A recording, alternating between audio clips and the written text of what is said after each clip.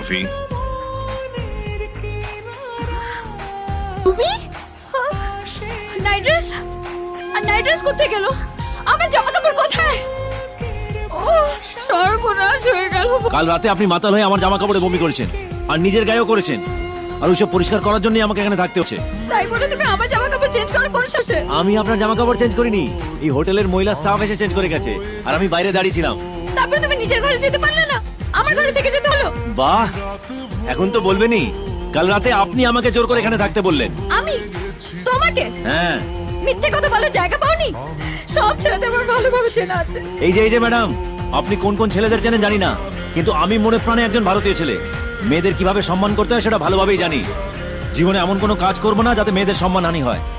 বিশ্বাস করতে হলে করুন, আপনি সারা রাত ওখানে মরার মতন ঘুমোচ্ছিলেন, আর আমি এখানে বসে শুধু পাহারা দিয়েছি, এটাই সত্যি।